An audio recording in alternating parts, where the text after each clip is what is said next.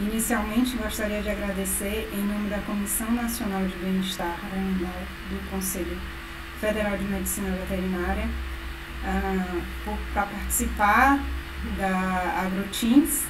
Agradeço a comissão da AgroTeams, a comissão organizadora, e eu, Manuela Silva Libano Tosto, zootecnista, professora associada da Universidade Federal da Bahia, membro da Comissão Nacional de Bem-Estar Animal do Conselho Federal, vou fazer um breve histórico sobre o bem-estar animal para vocês.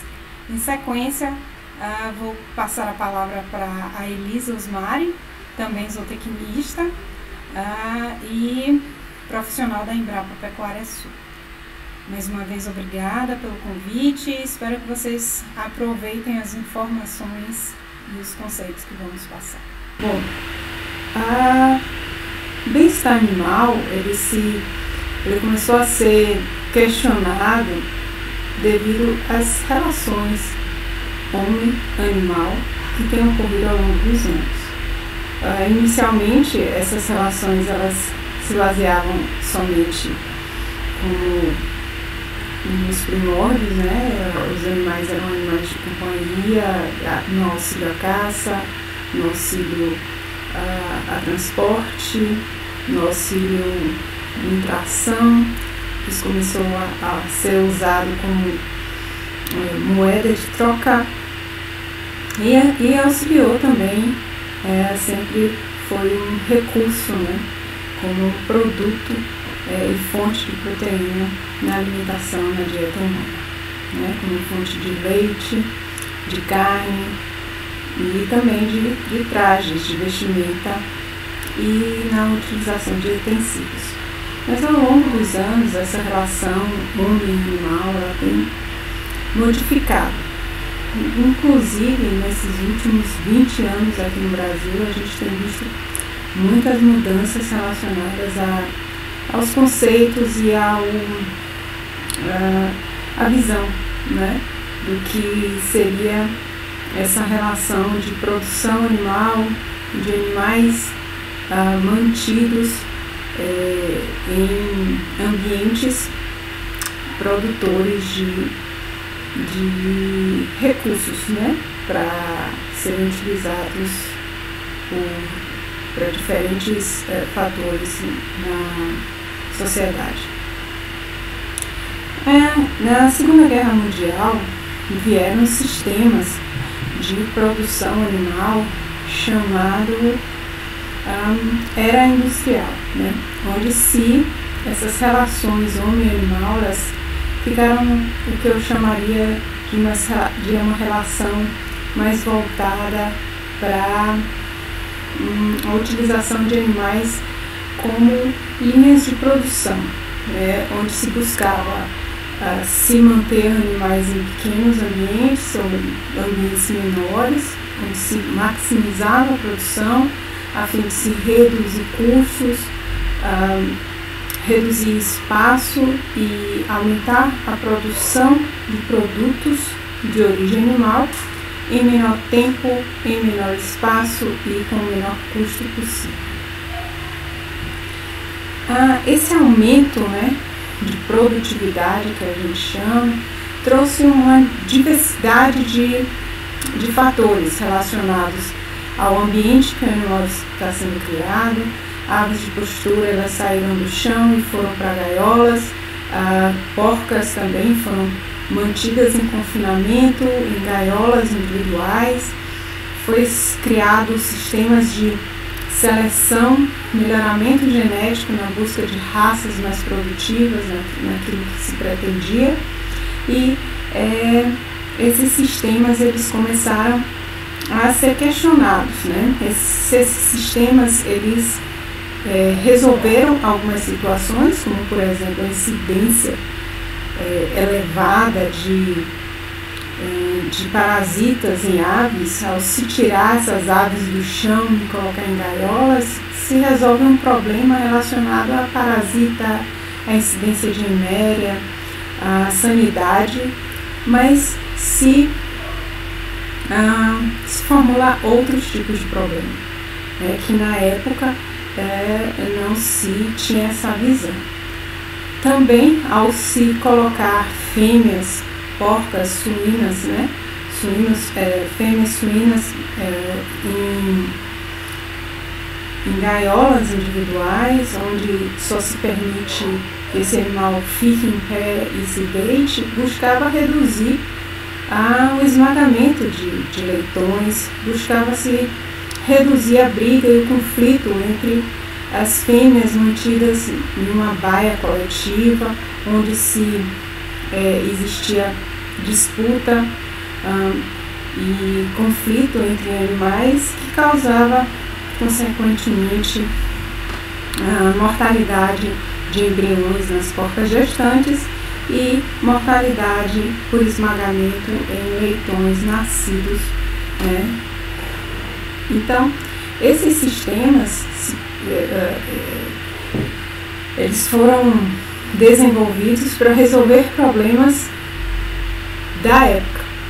E hoje a gente sabe que alguns problemas foram resolvidos, mas geraram outros, e a gente vai mostrar aqui para frente. Aqui uma situação de criação de galinhas em gaiolas, onde, dentro dos conceitos atuais, a gente percebe a limitação de espaço, a limitação de movimento, a alta densidade desses animais mantidos em um ambiente único. Aqui também, onde se busca aqui também alguns manejos específicos, como debicagem, fornecimento de dietas específicas, a falta de contato desses animais com os ovos, buscando reduzir a sujidade dos ovos, a quebra, o trinco dos ovos. Só que esses sistemas trouxeram questões, trouxeram questionamentos, trouxeram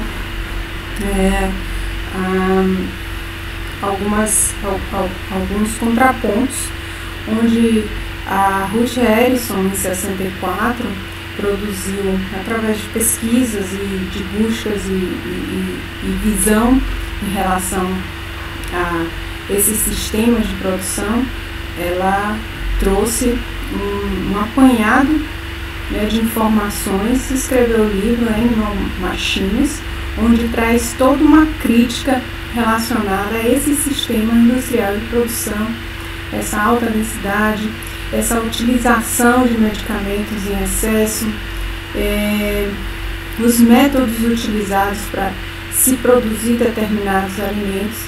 Ela questionou o uso de gaiolas, o uso de baias individuais para produção de vitelo, a utilização de aves para produção de foie gras. Então, uma diversidade de conceitos foram trazidos, e questionamentos e críticas ao sistema de criação que que tinha se configurado, Então, aí a gente traz aí alguns maus tratos também relacionados a essa relação, a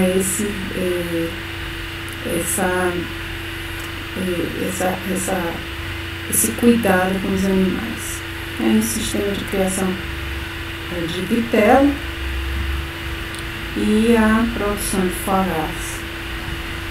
Grupos extremistas, em função desses questionamentos, dessas críticas e a visão relacionada ao cuidado e as relações homem-animal, trouxeram esses grupos extremistas que questionavam, se colocava questões relacionadas, onde eles buscavam colocar os animais no lugar do homem, o homem no lugar dos animais, e mostrava que todas essas práticas que estão sendo utilizadas para o uso de, no caso, no slide anterior, o uso do chifre, do rinoceronte, da pele do urso, dessa fornecer pão aos pombos. Então, todas essas relações trouxeram esse despertar da sociedade, não só com relação a objetos considerados supérfluos, né, mas também em relação a esse manejo nos sistemas de produção da era industrial. E a sociedade começou a despertar, né? Despertar e trazer esse conceito de que os animais, e a entender que esses animais eram seres sensíveis. E com base nesse despertar, nessa publicação de Harrison, o governo britânico ele formou, né, um comitê, né, e esse comitê veio em função dessas questões da sociedade e da busca de uma explicação de que a sociedade exigia saber de onde vinha o alimento que ele estava consumindo e como esse alimento era gerado, né? Questões relacionadas ao uso do medicamento, a disseminação e detecção de doenças, como a gente viu esse surto de vaca louca, influenza aviária, febre aftosa, e hoje a gente tem aí a Covid-19, tudo questão relacionada a essa relação homem e animal, como esses animais estão sendo mantidos no ambiente de criação. E aí, esse comitê se formou, né, e alguns pesquisadores de várias partes, principalmente da região da Inglaterra, esses pesquisadores formaram um comitê onde o presidente foi o Brampa, e esse comitê trouxe esse conceito de que os animais podem experimentar dor, sofrimento, emoções relacionadas a estresse, a raiva, a medo, a empatia, a apreensão, frustração, prazer, alegria. Então, a visão, né, e as relações modificaram. Essas relações modificaram em função, né,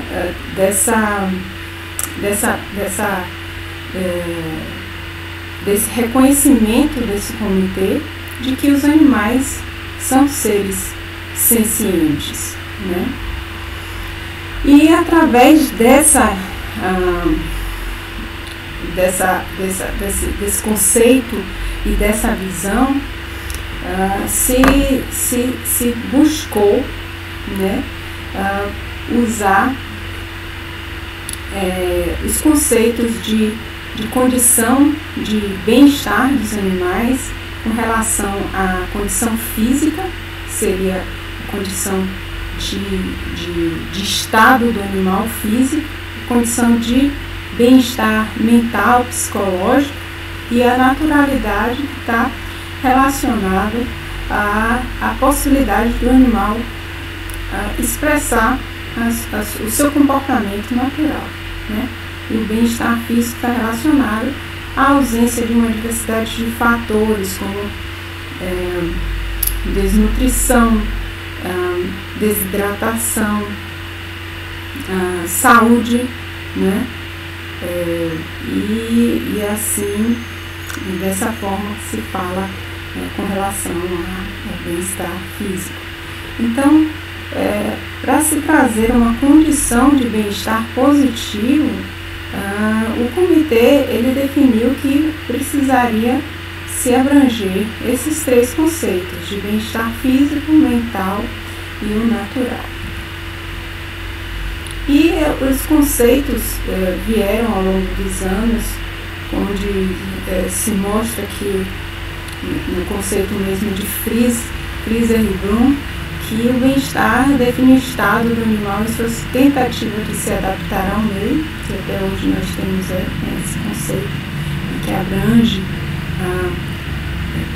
toda a condição do animal. O Duncan ele traz ainda dizendo que não é só a saúde nem a ausência de estresse e nem só a condição física, mas que também é necessário para que o animal esteja em boas condições de bem-estar, levar em consideração que os animais sentem, né? E o bem-estar, a Rolli ainda completa que o bem-estar não significa somente controle da dor e do sofrimento, mas também pressupõe nutrição e a realização da natureza, que ele chama de telos, que seria o comportamento dos animais.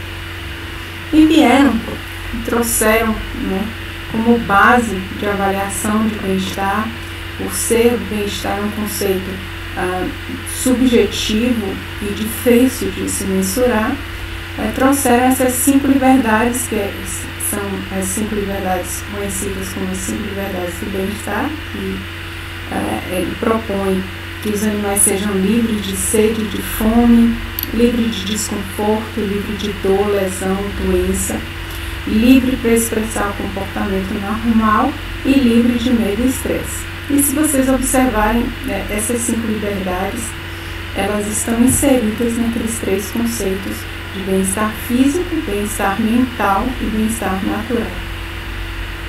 E isso foi publicado pelo Farm Animal Welfare Council em 68.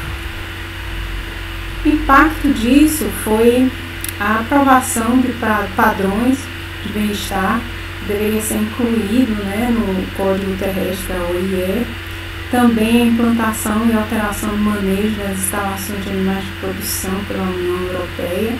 Hoje a produção de vitela é proibida em diversos países, a produção de foie gras também. Houve uma conferência sobre o comércio global de bem-estar de animais em produção, em 2009, e a Declaração de Cambridge, que confere ciência aos animais, inclusive em animais não vertebrados. Foi publicado em 2012. Então, o mundo está de olho nessas condições e nesses fatores relacionados ao manejo dos animais, a como os animais são tratados e como os sistemas de produção eles têm sido desenvolvidos. No Brasil, nós temos o Comitê de Comissão Técnica de Bem-Estar, do MAPA, né? E em 2008 foi publicada Boas Práticas de Bem-Estar para Animais de Produção, e hoje, esse ano, foi no final do ano passado, foi publicada a normativa sobre também o sistema de criação de porcas, né, em gaiolas. Então temos evoluído aos poucos, né, bem a passos lentos, mas algumas medidas têm sido adotadas. Nós formamos também a comissão, né, de bem-estar pelo Conselho Federal. Temos o COBEA, que hoje é o que dá um controle relacionado ao uso de animais em experimentação, e nós estamos aí também evoluindo, aos pouquinhos nós estamos evoluindo.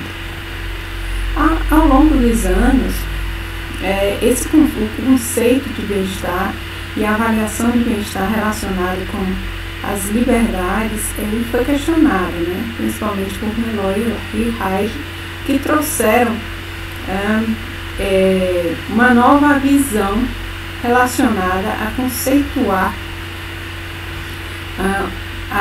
o bem-estar animal. Ele trouxe, ao invés de liberdades, o que são coisas muito difíceis de se promover para os animais de produção, como o animal ser livre, né, de dor. Na hora que a gente coloca um animal preso no tronco e vamos tratar uma doença ou uma ferida, não tem como livrarmos da dor, né, necessariamente. Também não temos como livrar ele do medo. Em algumas situações o medo é necessário para que o animal escape de um perigo, né? A dor é um sinal também de que o organismo está se protegendo, está protegendo aquela área de algum impacto, de algum movimento que piore o quadro. Então, as 5 liberdades foram questionadas e Mellor e Reid, em 94, trouxeram conceitos relacionados ao bem-estar através do que se chama de 5 domínios. Lógico que os 5 domínios abrangem os aspectos físicos e os aspectos mentais, onde dentro dos aspectos físicos também se fala do comportamento. Então, o primeiro aspecto seria a nutrição, onde se busca evitar a privação, né, de alimentos, privação de água, desnutrição, intoxicação alimentar.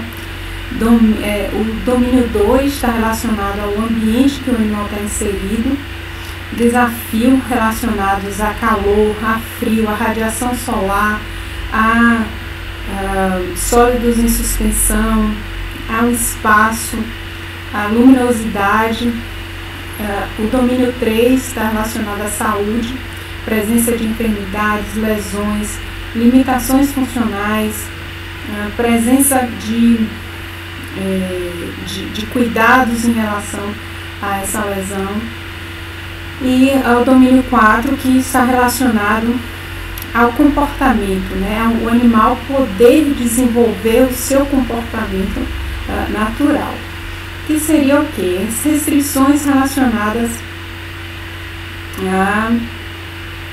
ao meio que o animal está, né? Restrição comportamental e isso está relacionado ao espaço e às relações sociais. A maioria dos animais de produção que nós tratamos são animais sociais e essas interações são necessárias.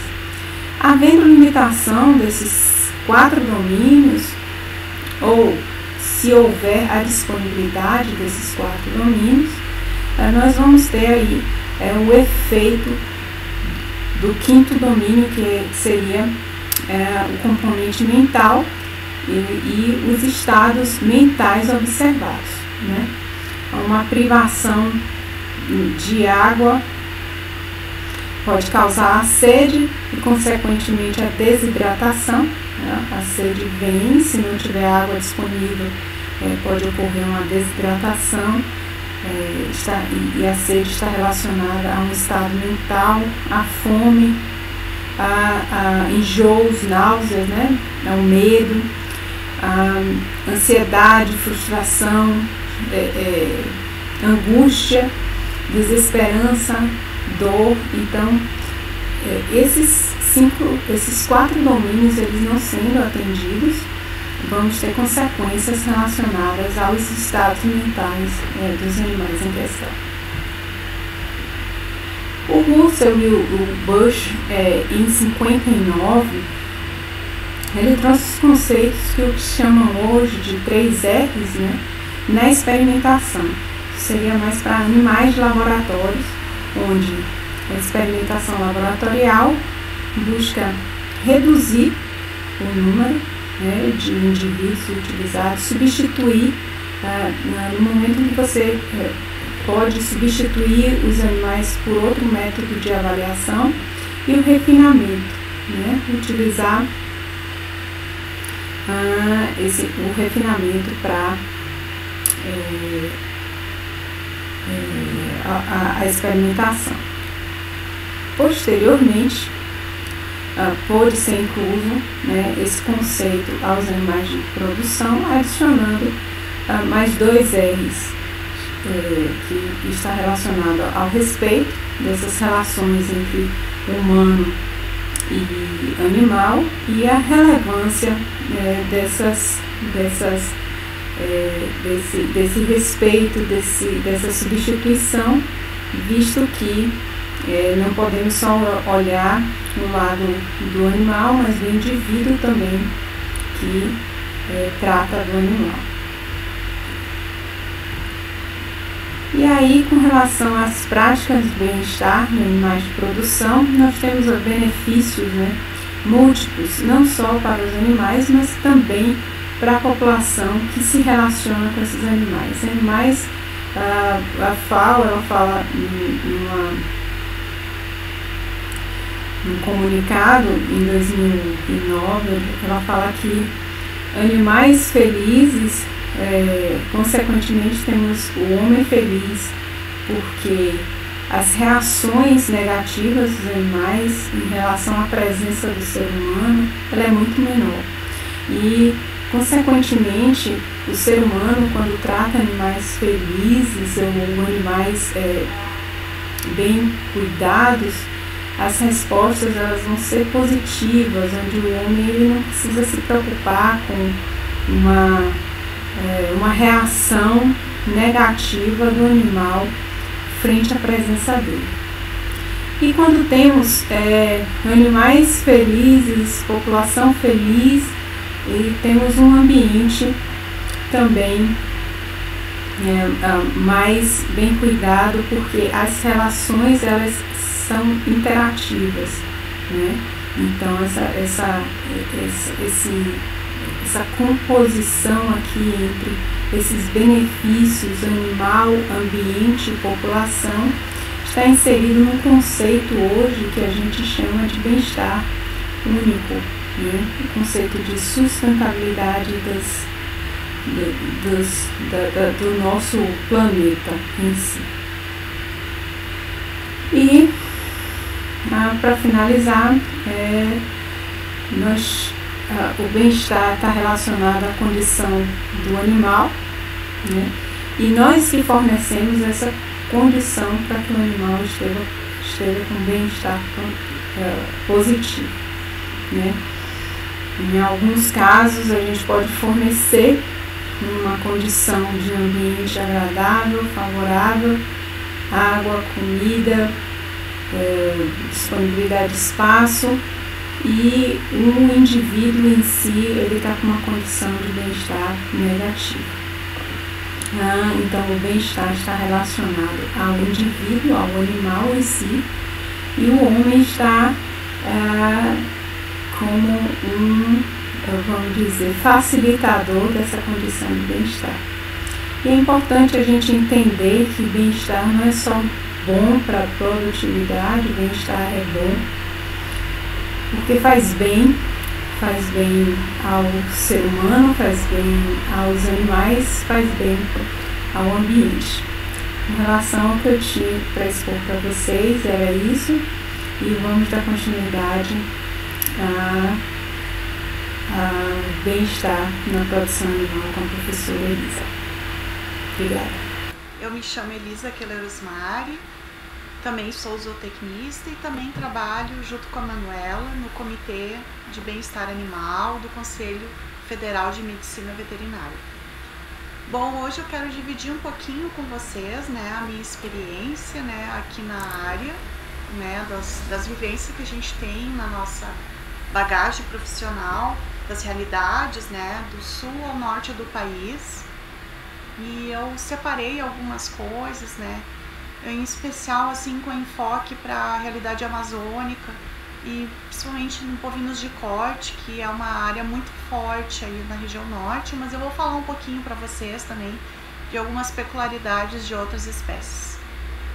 Bom, vamos começar então pelas boas práticas de produção animal, ou chamadas também de Brazilian Gap para bovinos de corte.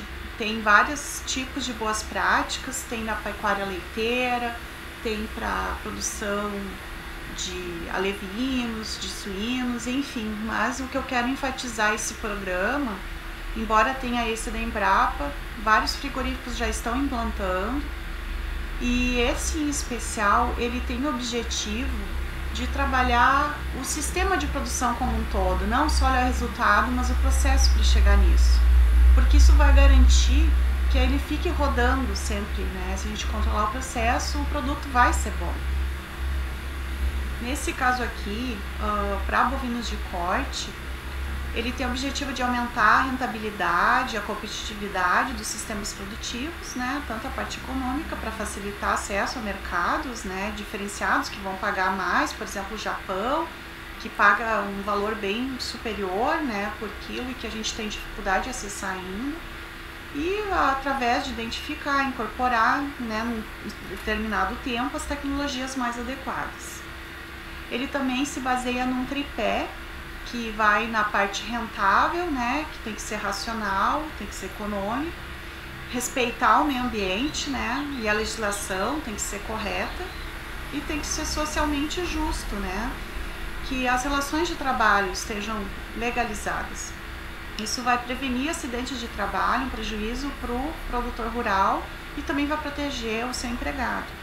E onde entra o bem-estar animal? Quando a gente trabalha como um todo, né, como foi falado antes, de uma forma única, estas coisas acabam interligadas para garantir também o bem-estar animal, embora o bem-estar animal seja um dos 12 itens do programa.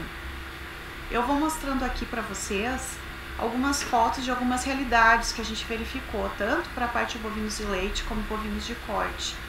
Em Rondônia, quando eu cheguei em algumas propriedades e alguns colegas meus também, nos espantou alguma realidade que a gente, né, se deparou, né? Aqui vocês podem ver uma área desmatada, até queimada, e um pasto totalmente degradado, com poucas plantas remanescentes.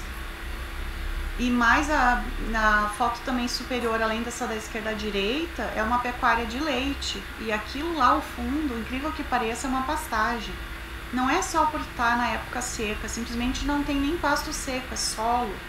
Então imagine o gasto desses produtores com concentrado ou comprando forragem de outros, alugando pasto. E essa área do meio é a mesma área da esquerda em questão de menos de 2 anos depois. Como essa área já foi recuperada com manejo, adubação, todo um conjunto de manejo e uma adubação bem básica até, não foi uma adubação alta não, viu? Mas é principalmente quando a gente adota o conceito, né? E aqui embaixo também tem um exemplo de uma área que eu visitei que era próxima aos açudes, onde os animais bebiam água.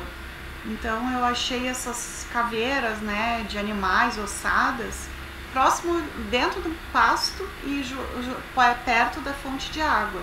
Ou seja, os animais podem não só acabar consumindo aquilo se o pasto tiver, no caso, um daqueles estágios que está lá em cima, né? Ou também, mesmo que tenha pasto abundante, se ele tiver com a chamada fome oculta, que é digamos assim, um maus tratos disfarçado. Por exemplo, que o animal não está com uma mineralização correta, o produtor vai botar só um sal comum para economizar, né, entre outras coisas. Então é bem complicado essa questão, que elas estão sim interrelacionadas, sem falar que isso aqui pode levar o animal a óbito por botulismo, né, e também pode acabar, né, transmitindo para o ser humano. Então, né, por mais que tenha vacina para botulismo, se a gente trabalha o sistema, a gente previne. E isso aqui é uma área, ó, que foi depois colocada com uma coleta de lixo justamente para evitar esse tipo de situação. Ou seja, isso aqui é tudo coisas que a gente pode resolver. E por que identificação? Pode parecer frescura no primeiro momento, mas o programa de boas práticas, ele prevê isso. Porque pode vir uma criança, pode vir um visitante, um empregado novo e não sabe, e pode acabar trocando, ou pode um animal também, se não tiver vedada a área, um animal pode ter acesso àquilo ali, acabar consumindo algo, por exemplo, uma ureia, né, que esteja fora de lugar, um saco aberto, mal armazenado, sem identificação. Então o animal pode morrer em poucas horas e causar um prejuízo para o produtor, né? E tem a questão da saúde humana, então elas estão interligadas. O bem-estar animal acaba interligado com o bem-estar humano, né? E o sombreamento ali das árvores, né? que já mostra que a propriedade se preocupou bastante em reflorestar, que essa propriedade também acabou extraindo madeira, né, porque era uma coisa muito comum antigamente, o ocupar para não entregar era a filosofia, e os primeiros assentados eram pressionados a abrir, até porque não tinha mesmo área aberta. Agora, hoje em dia, isso não se justifica, abrir novas áreas, né? E à medida que forem se regularizando as áreas, acaba ficando cada vez mais antieconômico, né? Degradar, e outra que esse solo perde toda a sua gordura, toda a sua fertilidade em 4, 5 anos. Então, acaba saindo bem mais caro do que manter, tu abrir novas áreas. E aqui ao lado mostrando uma realidade que a gente encontra, né? Isso aí também no interior de Machadinho do Oeste, no caso. Algumas outras fotos são Pimenta Bueno, mas estavam entre os municípios mais desmatados do Brasil na época em que foram feitas. E esse foi um programa de compensação para fornecer alternativas sustentáveis, né? Após o combate ao desmatamento que a Polícia Federal fez. Então a gente entrou nessa parte aqui de mostrar como é que poderia fazer para permanecer aquelas árvores em pé, ou até florestar para os animais terem a sua sombra, e a gente aumentar a produtividade sem precisar prejudicar o meio ambiente. E muitas vezes são assim, locais que não tem estrada, não tem luz, à base de gerador, então precariedade, né? Então a gente tem que entender, mas justamente quando você planeja, você consegue se programar para ir investindo aos poucos nisso.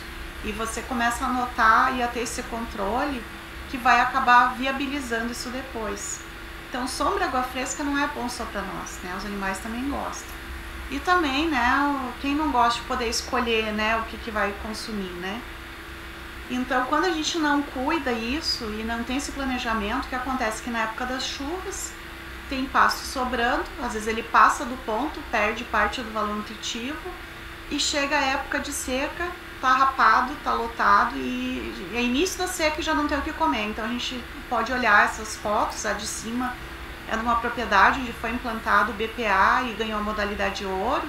Logo chegou entre a primeiro selo ouro do norte do país e primeiro de Rondônia, e foi considerada as propriedades mais sustentáveis do Brasil. Ganhou pelo menos uns 3 anos consecutivos, premiação nacional, concorrendo com propriedades de todo o país, né, que eles trabalhavam tanto com a parte de floresta, o grãos, a pastagem separada, e passou a fazer o rodízio para passar a fazer uma espécie de integração lavoura-pecuária em sucessão. E aqui embaixo uma pastagem rapadérrima do Acre, né? Então esses animais aqui, né, estão, né, não tem, né, como não dizer que eles estão com bem-estar se eles não têm nem o que comer. Então isso tudo implica. E isso é um maus tratos oculto, né? Aqui também uma outra situação, que muitas vezes o produtor vai lá, vai o técnico, faz a implantação, põe a pastagem, aduba, faz tudo certinho, só que depois, justamente o que sai mais barato, mas é o que dá mais trabalho, e aí o bem-estar animal tem a ver com isso. Porque a gente tem que observar, conhecer cada espécie. As espécies não são todas iguais, elas não pastejam da mesma maneira, não pegam necessariamente as mesmas partes das plantas e nem preferem as mesmas espécies, né? Tu vai pegar um bovino, um ovino, um caprino, um bubalino, são muito diversificadas. Então, 3, 5 anos depois eu posso estar no pasto rapado desse jeito, né? Se a gente faz tudo sempre igual, como é que eu vou querer ter um resultado diferente, né? 1 ano que eu fiz só diferente, os outros eu voltei a fazer igual. Então o manejo muitas vezes não vai me custar o dinheiro, mas vai me despender o tempo, né, o capricho, né, e só que isso aí vai me economizar depois, eu vou ter esse retorno no bolso. Então o produtor precisa entender, e os técnicos também, que às vezes não conheciam esse conceito, que o bem-estar que a gente tem que procurar para a produção é aquele que esteja aliado à economicidade, né? Ele tem que ser viável, né? E tem que estar ok na parte ambiental, porque se o produtor estiver vulnerável para levar uma multa ambiental, então ele também não vai estar resguardado. Então isso também vai proteger o produtor. E aqui é um conjunto de fotos também, né? Todas essas em Rondônia também, em locais, em municípios que tinha muito desmatamento, e depois a gente vê essa satisfação do dever bem feito. E aqui embaixo tem círculos vermelhos, bem ao fundo vocês podem ver um coxo coberto. Isso aí é boas práticas e é bem-estar animal, porque esse animal vai poder consumir um sal de maior valor nutritivo, não vai estar lavado, os nutrientes nem vão oferecer risco de óbito, por exemplo, ureia molhada, para animais jovens que não estão adaptados. Vai também evitar o desperdício de alimento para a parte econômica. E aqui bem à direita vocês podem ver que tem sombra, tem árvores nativas, isso vai, né, fornecer um sombreamento, muitas vezes que estejam cercados para o animal não entrar dentro da mata. Nesse caso ela estava também cercada, e a mata mesmo assim já era tão densa que dificilmente os animais conseguiriam se embretar. Mas o Brasil tem muitas realidades, né? A região mais cerrado já não é bem assim. E aqui um pastejo contínuo, que poderia muito bem também ser rotativo, mas essas ondulações mostram que o animal está podendo escolher. Então ele chega, daí no outro dia ele vai comendo e assim vai. Ele pode escolher. Se está tudo um tapete igual, tem algo errado. Esse animal não está conseguindo escolher no buffet. Ele está tendo que comer todo dia a mesma coisa, não está vencendo.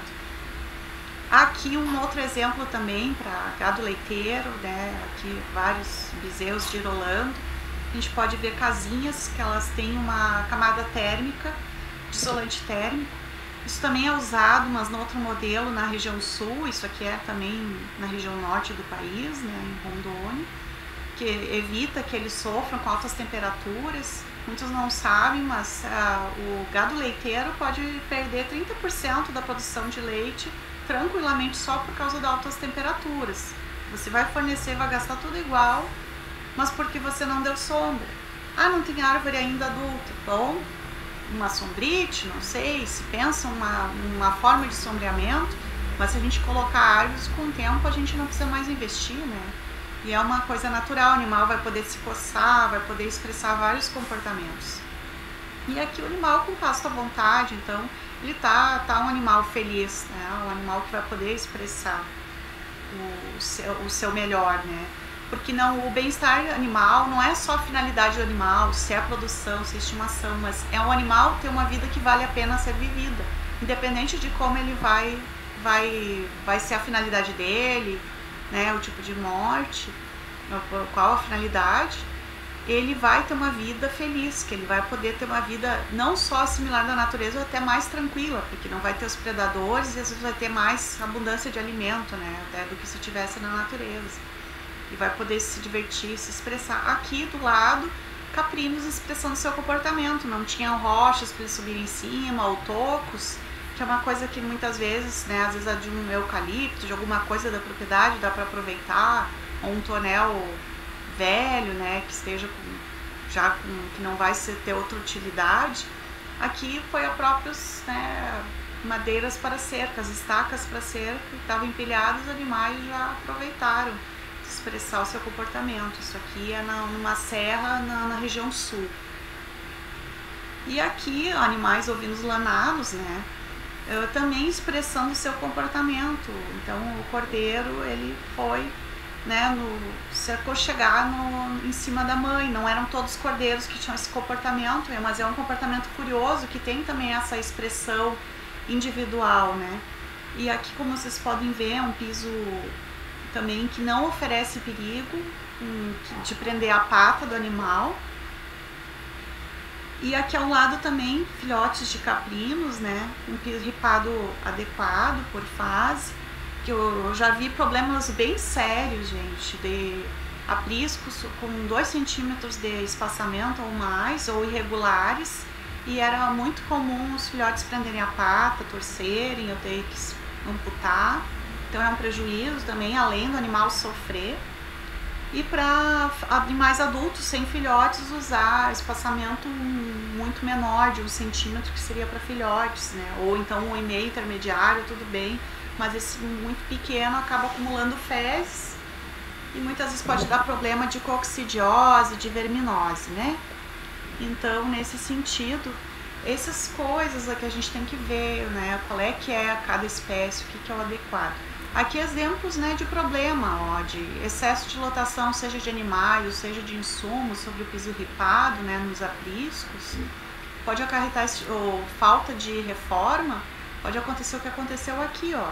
Ali primeiro estava torto, abaulado pelo excesso de peso, e já vi problemas assim com animais, mas esse aqui é no caso com os insumos, e depois simplesmente despencou, poderia ter acontecido pior, né?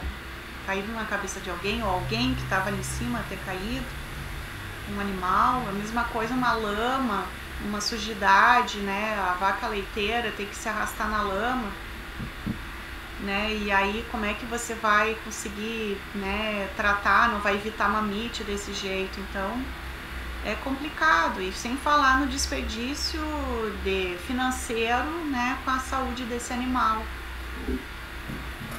Então esses animais que não tiverem suas necessidades bem atendidas vão ter mais comportamentos anômalos, né?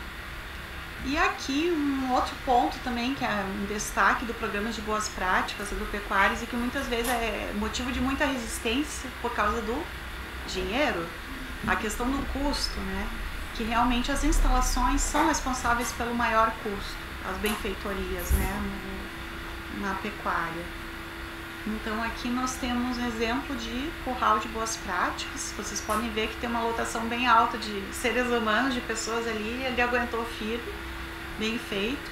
Ali embaixo também, em cima aqui em Sinop, onde está cheio de gente, aqui próximo dessa grande árvore no Rio Grande do Sul, à direita também. Lá na parte inferior e na parte superior em Rondônia. O que tem em comum? Todos esses aqui são exemplos de boas práticas adequadas. Porque esse curral fechado nas laterais, que vocês podem ver, e essa, né, no caso o brete, né, onde o animal vai ser contido, e o final em forma circular, eles reproduzem os pontos-chave do comportamento animal. Muitos talvez já tenham ouvido falar, quem não ouviu falar procure, a Temple Grandin, que foi praticamente uma psicóloga e uma zootecnista, né, já desde os anos 90, uma das pioneiras na parte de bem-estar animal bem aplicado. Ela conseguiu, graças a esse trabalho, identificar essas questões comportamentais. Ela percebeu que diminuía os mugidos quando os animais tinham acesso a locais vedados nas laterais e que eles não enxergassem o que está acontecendo para os bovinos. Isso também acontece para ovinos, viu? Então o animal fica mais calmo, menos estressado, evitando um piso que um declive muito inclinado ou escorregadio. E o que acontece é que ele acaba se contundindo menos, caindo menos e até morrendo menos por pisoteio. Então, na época, os frigoríficos se interessaram justamente porque diminuíram os prejuízos, né? E ali se começou uma quebra de paradigmas, né, gradual a partir disso. E a forma circular é porque o rebanho tem essa tendência de andar em círculos mesmo. Então, a forma quadrada vai dificultar também o manejo e o tempo demandado para isso. Aqui nós temos também, né, uma vaca com um terneiro, mesmo na entrada da época seca, tem um pouco de feno em pé, nós temos uma cerca de arame liso, tem sombra. Então todas as condições ideais, né? E a gente tem que lembrar que agora também entrou em vigor, desde o ano passado, 2020, uma resolução 791, né, que ela fala justamente sobre a questão do transporte do animal até o abate, né, os animais de produção, e que tem que ter um responsável técnico da parte de bem-estar animal, que ele vai treinar os motoristas e todos os encarregados, né, que tem que ter todos esses cuidados de ter as condições adequadas, o animal não passar sede, não ficar tantas horas em jejum, não ficar com partes para fora, não ter excesso de lotação, não ser pisoteado. E quem não cumprir, pode ser que um dia possa ser autuado, sim, né, uma tendência por crimes ambientais, que é uma lei bem antiga, por maus tratos animais. Mas o produtor e o técnico tem que entender que isso também traz prejuízo econômico. Olha aqui, ó, aumenta o número de hematomas, ó, de baixo para bem alto, ali em torno de 0,6, 0,7, vai até em torno quase 1,8 mais ou menos. O número de hematomas que o animal pode sofrer se eu tiver uma lotação dentro dos caminhões, né, da baixa até a alta, e altera o pH da carne. Então essa carne vai cair a qualidade dela, além de ela ter a perda por hematoma, ela vai ser uma carne que não vai ser tão boa, não vai durar tanto tempo, ela vai mudar as suas propriedades. Tem uma tabela também que já foi feita até para gado Nelore, né, sobre o peso vivo, qual é a metragem linear, né? Aqui tem um exemplo também de um caminhão de 18 a 20 animais, assim, dos cálculos. Então tem que ter esse técnico que vai ajudar a verificar tudo isso para evitar, né, que os frigoríficos hoje em dia tem que contratar. Então a gente já está com uma evolução, né? Isso reflete no negócio também dos frigoríficos. Então não é só o produtor, vai afetar toda a cadeia. Aqui eu vou mostrar rapidinho para vocês alguns trabalhos, mas embora antigos, né, não tem muitos trabalhos nesse sentido para esse bioma. Isso aqui foi feito no bioma Pampa, no caso com caprinos aspados e não aspados, num sistema extensivo, porém era um sistema que não faltava alimentação, né? Os animais eram fechados à noite, né? E durante o dia podiam pastejar à vontade, e mesmo tendo ou campo nativo ou tifton, que era cultivada com mínimo de adubação, até bem abaixo do preconizado, por ser um sistema mais extensivo mesmo, mas com todo o controle de manejo, eu não tive diferença aqui para a presença ou ausência de chifres nas atividades dos animais, né? Isso é fantástico, porque isso quer dizer que esses animais estão tendo, né, disponível alimentação suficiente, espaço e oportunidade de expressar o seu comportamento de forma que os chifres não tá gerando estresse entre eles. Animais desmamados, né, jovens, então, claro, a partir da maturidade sexual que ela vai chegando ao longo do tempo, se o animal não for castrado, isso vai mudando, né, de certa forma vai acabar surgindo certa rivalidade. Mas assim, não teve esse efeito de dominância. E eu já vi em locais em Capriz que tinha uma lotação muito alta, na troca de lotes, que às vezes é necessário, às vezes para um experimento, um manejo, mesmo sendo animais extremamente mansos e dóceis com seres humanos, uma cabra provocar o óbito na gestação de outra, e quase matar a outra cabra também, através da questão de chifres, né? E uma levar uma pancada da outra que estava estressada. Ou questão de dominância, um deixar o outro animal comer. É bem delicado essa questão de comportamento entre eles e hierarquia.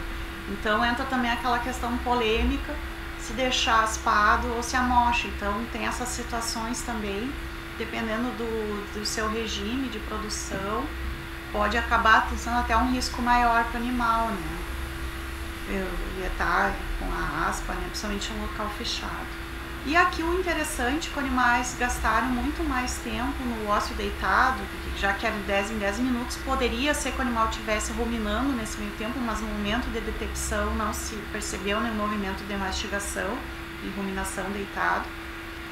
Mas de qualquer forma, foi um tempo muito maior do que o tempo procurando alimento, e é um animal muito mais ativo que outras espécies, ou seja, é sinal que ela pôde expressar. Além disso, o tempo para outras atividades foi bastante grande também, pôde expressar o seu comportamento, pôde se dedicar a outras coisas além da busca pelo alimento.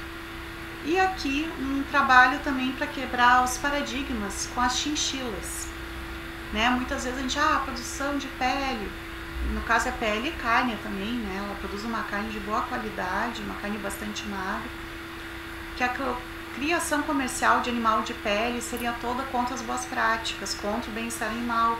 E esse eu queria dar um exemplo que não é tudo igual, né? E ao contrário de muitas coisas que existem mesmo denúncias de maus tratos, né? A gente às vezes ouve, vê alguns exemplos, né? Com animais silvestres ou que não são bem acondicionados. A chinchila é um animal que se tornou doméstico, hoje em dia é usado até para pet, inclusive, se adaptou muito bem ao ser humano, em locais indoor, é criada nas cidades, com um controle de ambiência, só que tem um custo bem alto de produção, é um tempo demorado, é um animal muito suscetível ao estresse, e isso reflete no prejuízo econômico. Por isso a chinchila é um animal que ela vai dar um prejuízo para o produtor, que vai acabar até desistindo se ele não tiver boas práticas. Ela, digamos, autorregula. Então ela vai precisar de feno, a ração apropriada, de preferência se puder em cubos, ou fornecer alguma coisa que o animal possa roer, desgastar os dentes, né, para o seu bem-estar. Bom, tinha até, gente, eu já vi de tudo, né, até leite em pó, uva passa, mas hoje em dia se verificou que não precisa de tudo isso, né, para chinchila. E o banho voluntário, né, que ela tem que ter à disposição, quanto ela quiser, o banho com pó de rocha, geralmente pó de mármore, para manter o pelo sedoso, veludado. E esse animal também precisa de ar-condicionado, por causa da temperatura, né, ela tem uma densidade pilosa da maior entre os animais, assim, para peles. Então ela passa muito calor, se ela tiver, porque ela veio dos Andes, uma região fria e uma região seca. Então a umidade também vai causar fungo, ela pode perder clapas, pode ficar doente, ter prejuízo de ganho de peso, que a gente também chegou a medir isso no outro trabalho. Então toda essa questão de manejo, ela vai acarretar um prejuízo para o produtor. E se ela perdeu a parte de clapas, né, de pelo, ou tiver a barriga manchada porque a bandeja de maravilha ou outro, o substrato não foi trocado a tempo, vai perder a qualidade da pele, ela vai amarelar e vai cair a cotação da pele. E como é um mercado extremamente exigente, é um nicho muito pequeno, e o Brasil é um dos maiores exportadores do mundo de pele de chinchila, poucos sabem, mesmo assim. Então esse mercado, embora venha seguido comprado aqui, ele é muito exigente, né? E os produtores são pequenos produtores todos, sem exceção.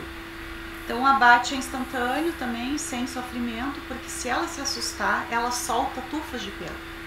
E o preço cai de 50% a 80%, se o comprador quiser comprar, né? Porque eles são extremamente exigentes, né? Então, muitas vezes tu vai ter um grande prejuízo e esse produtor não vai durar nem 3 anos, se ele simplesmente não adotar esses cuidados. Então a forma de pegar, o cuidado, o som, tudo isso vai interferir. Nós fizemos também um trabalho de observação do comportamento das chinchilas, elas são extremamente ativas, né?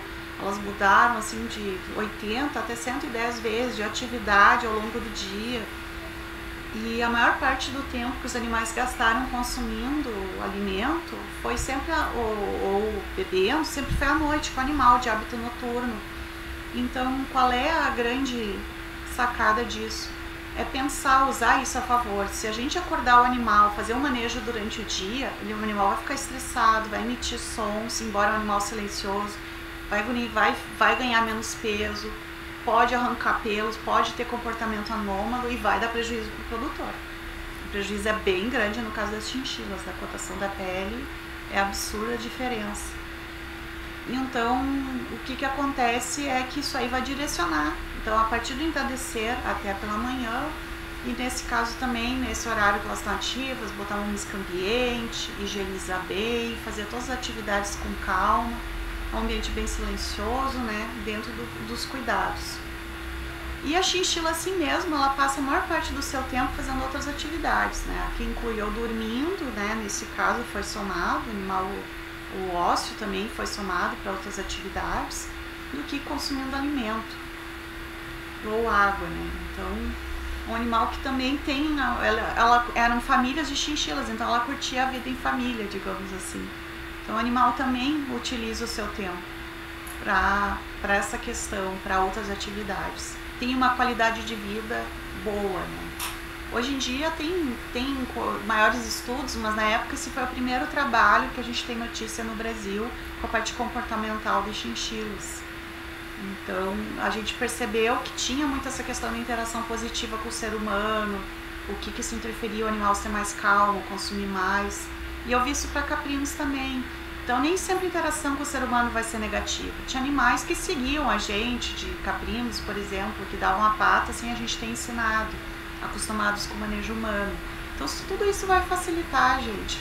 Assim como para o produtor, que for botar o curral de manejo de boas práticas, a coluna dele vai agradecer, ele vai evitar acidentes. Já vi acidentes bem sérios com animais, né? Então tudo isso é um benefício também para o ser humano, né? Além de ser para o animal. E a gente vai poder consumir um alimento sabendo que aquele animal teve uma vida digna, né? Que ele pôde ter uma vida boa. É isso, pessoal. Aqui estão os nossos contatos. Fiquem à vontade para nos procurar. Muito obrigada pela atenção de vocês.